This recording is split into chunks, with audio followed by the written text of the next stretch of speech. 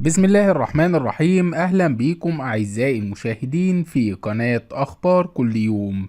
هنقدم ليكم أسعار اليورو في البنوك المصرية النهاردة الاثنين 3 إبريل 2023، وإليكم الأسعار. بنك HSBC 33 جنيه و77 قرش للشراء، و34 جنيه و22 قرش للبيع. البنك المركزي المصري 33 جنيه و52 قرش للشراء، و33 جنيه و65 قرش للبيع. مصرف أبو ظبي الإسلامي 33 جنيه و48 قرش للشراء، و33 جنيه و81 قرش للبيع. البنك الأهلي الكويتي 33 جنيه و46 قرش للشراء، و33 جنيه و76 قرش للبيع. بنك الشركة المصرفية العربية الدولية 33 جنيه و34 جنيه و44 قرش للشراء، و33 جنيه و81 قرش للبيع. بنك كريدي أجريكول إيجيبت وبنك البركة 33 جنيه و43 قرش للشراء، و33 جنيه و81 قرش للبيع. بنك كيو إن بي والبنك العقاري المصري العربي 33 جنيه و43 قرش للشراء، و33 جنيه و73 قرش للبيع.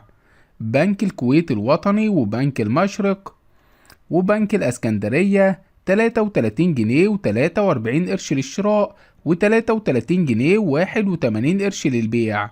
البنك التجاري الدولي 33 جنيه و43 قرش للشراء، و33 جنيه و82 قرش للبيع. بنك قناة السويس 33 جنيه و42 قرش للشراء، و33 جنيه و81 قرش للبيع. البنك المصري الخليجي 33 جنيه و42 قرش للشراء، و33 جنيه و82 قرش للبيع. ميد بانك 33 جنيه و39 قرش للشراء، و33 جنيه و82 قرش للبيع. المصرف العربي الدولي 33 جنيه و39 قرش للشراء، و33 جنيه و58 قرش للبيع.